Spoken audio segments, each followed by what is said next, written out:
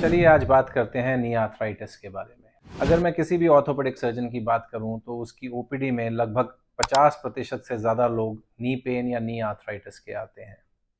और बैठे बैठे अगर सोचा जाए तो आज की डेट में नी आर्थराइटिस सबसे कॉमन बीमारी है बोन एंड जॉइंट रिलेटेड, और more and more young people इससे अफेक्ट हो रहे हैं।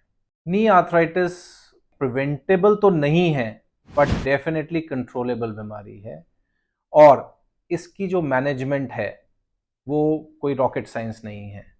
नी हमारा एक सिंपल जॉइंट है, एक मशीन है जो भगवान ने हमें बॉडी में दी है, जिसका हम यूज़ करते हैं, और वेयर एंड टियर होने के कारण वो घिस जाता है। नी जॉइंट की देख रेख या नी जॉइंट की केयर को हम 3 हिस्सों में डिवाइड कर सकते हैं। नंबर 1 इज प्रिवेंशन, जैसे कि एक पॉपुलर सेइंग है, prevention is always better than cure. तो नी आर्थराइटिस के प्रिवेंशन के बारे में हम बात कर सकते हैं डिटेल में। सेकेंड, नी आर्थराइटिस के नॉन ऑपरेटिव यानी कि बिना सर्जरी के जो हमारे पास मोडालिटीज़ हैं ट्रीट करने की, उसके बारे में बात कर सकते हैं।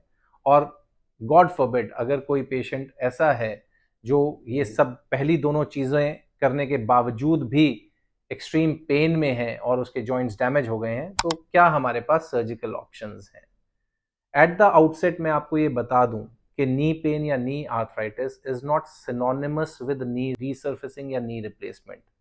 नी पेन से लेके नी सर्फेसिंग तक के रास्ते के बीच में बहुत सारी चीजें हैं जो हम कर सकते हैं, जिससे डिजीज को हम डिले कर सकते हैं, उसके प्रोग्रेशन को, और इवन काफी हद तक कंट्रोल भी कर सकते हैं। पहले हम प्रिवेंशन की बात करते हैं। मैंने पहले भी डिस्कस किया, it is not a rocket science, बहुत ही सिंपल मैकेनिकल प्रिंसिपल्स हैं जी। नी एक वेट बेयरिंग जॉइंट है, इस पे जितना ज़्यादा वेट बेयर किया जाएगा उतना ज़्यादा ये घिसेगा। अगर हम एक सिंपल फ्रेट ट्रक की बात करें, एक ट्रक जो लोड को ट्रांसफ़र करता है एक सिटी से दूसरी सिटी पे, उसकी जो टायर्स हैं उसका घिसना किस चीज़ पे डिपेंड करता है। नंबर 1, जो लोड लेने के लिए वो ट्रक बना है उस पर उतना लोड डाला जाए, टायर में हवा प्रॉपरली भरी जाए ताकि उसके रिम पे लोड ना आए, टायर की जो अलाइनमेंट है उसको प्रॉपर रखा जाए, जो सड़कों में गड्ढे हैं खड्डे हैं उन पे ड्राइवर ध्यान से चलाए, और टाइमली देखरेख उस ट्रक की करे। तो सेम ही प्रिंसिपल्स पे अगर हम अपने joints and specially knee joints को मैनेज करेंगे तो हम नी आर्थराइटिस को बहुत हद तक, बहुत लेट तक प्रिवेंट कर सकते हैं। So first thing is weight control. Normal body जो है, जो नॉर्मल नी जॉइंट है, वो बना हुआ है with for the BMI of not more than 25। BMI कैसे डिफाइन करते हैं हम? Weight in KG divided by your height in metres is equal to BMI. तो लेट से मेरा वजन 80 किलो है, मेरी हाइट 1.8 मीटर्स है, तो 80 डिवाइडेड बाय 1.8 स्क्वायर, मतलब divided by 1.8 divided by 1.8 would give me the BMI. So BMI should be less than 25 for an adequate weight. अगर आपका बीएमआई लेस देन 25 है तो वेट के प्रति आपको चिंता करने की जरूरत नहीं है। This is one. दूसरा, बॉडी जो है वो एक डायनामिक स्ट्रक्चर है। जैसे कि गाड़ी में एक बार आपने हवा भरवा दी टायरों में, तो ये थोड़ा ही है कि आप हवा बार बार नहीं भरवाएंगे, आपको रिपीटेडली हवा भरवानी पड़ेगी। सिमिलरली बॉडी की जो बोन्स एंड जॉइंट्स हैं, जब भी वो हम चलते हैं, फिरते हैं, भागते हैं, दौड़ते हैं, तो उनमें माइक्रो टेयर, माइक्रो क्रैक्स, माइक्रो डीजनरेशन होती है, मतलब वो वेयर एंड टेयर उनका होता है, और बॉडी उसको ऑन गोइंग रिपेयर करता जाता है। बट उसको रिपेयर करने के लिए उसको कुछ सब्सटेंसेस की जरूरत पड़ती है, और उसमें सबसे इंपॉर्टेंट होता है proteins, calcium, vitamin D and lot of good nutrients. Why protein? Building block जो बोन का, कार्टिलेज का, वो कोलेजन है, और कोलेजन इज प्योर प्रोटीन। तो प्रोटीन इनटेक का ध्यान रखना बहुत आवश्यक है। अगर कोई मुझसे पूछे कि मोटे तौर पे कितना प्रोटीन पर डे लेना चाहिए, तो एक सिंपल फॉर्मूला है। एक एवरेज साइज मेल को लगभग 1 ग्राम पर केजी बॉडी वेट चाहिए। That means 1 to 1.2 grams. So that means if an average male is 75 kg, so he should be taking around 90 to 100 grams of protein per day. And an average female is around 50-60 kg, she should be taking 0.8 gram to 1 gram per day. So that means 70 to 80 grams per day. And कैसे लेना है, किस प्रकार में लेना है, ये मैं अपने सुनने वालों पे छोड़ता हूँ। वेजिटेरियंस भी प्रोटीन की मात्रा पूरी कर सकते हैं। मैं वेजिटेरियन हूँ और मेरा एवरेज इनटेक दिन का 110 ग्राम है। सो ये एक मिथ है कि वेजिटेरियंस प्रोटीन नहीं खा सकते। हम इस पे भी एक कभी डिस्कस कर पाएंगे कि प्रोटीन कैसे हम डेली ले सकते हैं। उसके अलावा कैल्शियम, तो कैल्शियम जो है वो एक बहुत ही इंपॉर्टेंट एलिमेंट है। जैसे कि एक बिल्डिंग में, हम जब बिल्डिंग बनाते हैं तो हम सरियों का एक मैट्रिक्स बनाते हैं, स्कैफोल्ड बनाते हैं, तो वो जो सरिये हैं उसको आप प्रोटीन मान के चलिए। उस मैट्रिक्स के अंदर जो सीमेंट भरा जाता है वो कैल्शियम है।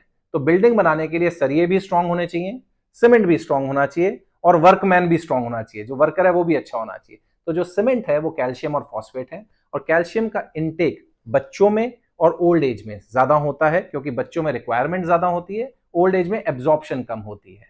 मोटे तौर पे 1 से 1.5 ग्राम एलिमेंटल कैल्शियम, कैल्शियम कंपाउंड नहीं, एलिमेंटल कैल्शियम डेली लेना चाहिए हमें। और वेजिटेरियन डाइट में कैल्शियम का एब्जॉर्प्शन कुछ कम होता है, तो इसलिए उनको कैल्शियम सप्लीमेंटेशन रेगुलरली लेना पड़ता है, even in younger age. Calcium जाके प्रोटीन में लगे और बोन और जॉइंट को प्रॉपर बनाए, कार्टिलेज को प्रॉपर बनाए, उसके लिए विटामिन डी का होना बहुत जरूरी है। विटामिन डी वर्कर है। आपने प्रोटीन भी दे दिया, कैल्शियम भी दे दिया, पर वर्कर नहीं दिया तो बिल्डिंग खड़ी नहीं होगी। तो विटामिन डी बहुत जरूरी है। और विटामिन डी का इंटेक, एक कैप्सूल जो 60,000 इंटरनेशनल यूनिट्स का आता है, उतना मतलब इसका रिक्वायरमेंट है 1000 to 2000 international units per day, even in India जहां पे सन है। इसकी डिटेल्स हम कभी बाद में भी डिस्कस कर सकते हैं, why it is so, but गांठ बांध के रख लीजिए कि विटामिन डी भी जरूरी है। इसके अलावा अलाइनमेंट प्रॉपर रहे, अलाइनमेंट प्रॉपर रहे उसके लिए आपको मसल की एक्सरसाइजेस, बॉडी की एक्सरसाइजेस बहुत जरूरी हैं। मसल्स में कौन सी मसल? Simple quadriceps muscle. अगर मैं आपको बता पाऊं, ये जो मूवमेंट है स्ट्रेट करना और बेंड करना, ये जितनी रिपीटेडली होगी उतनी ज्यादा ये मसल स्ट्रेंथन होगी, उतना ज्यादा जॉइंट फ्लूइड अंदर बनेगा जो ल्यूब्रिकेट करके रखेगा, और ल्यूब्रिकेशन रहेगा तो घिसने के चांसेस कम होंगे।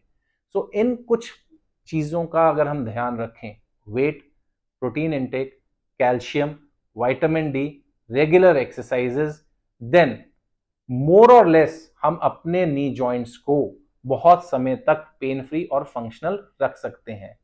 One last but not the least point, आज से 50 साल पहले और आज में फर्क यह है कि हमारी डाइट में प्रोसेस्ड फूड बहुत ज्यादा हो गया है। जो प्रोसेस्ड फूड है वो साइंटिफिकली प्रूवन है कि बॉडी में एक इन्फ्लेमेशन क्रिएट करता है। इन्फ्लेमेशन का मतलब, जैसे गाड़ी का टायर, जो ट्रक के टायर मैंने पहले सिमली दी थी, उबड़ खाबड़ रोड हो गई है, तो इन्फ्लेमेशन क्रिएट्स दैट उबड़ खाबड़नेस फॉर द जॉइंट, ताकि वो जल्दी डिजेनरेट हो। तो इसलिए जितने ज्यादा आप डाइट में नॉन प्रोसेस्ड फूड्स खाएंगे, जितने नेचुरल फूड्स खाएंगे, होम कुक्ड फूड्स खाएंगे, उतना आपके bone and joints and muscles strengthen रहेंगे, एंड ऑब्वियसली बेनिफिट आपके गोडों को भी होगा। सो प्रिवेंशन के तौर पे, just to summarise, appropriate weight, proper protein intake, proper calcium intake, proper vitamin D intake, regular exercises, and avoidance of processed food. If you do all these things, you will get back the knees जो हमारे fathers, grand fathers के थे, जो कि 90-90 साल तक भी बिना नी पेन के चलते रहते थे। नी रिप्लेसमेंट के बिना भी उनकी जिंदगी बड़ी कामयाब रहती थी।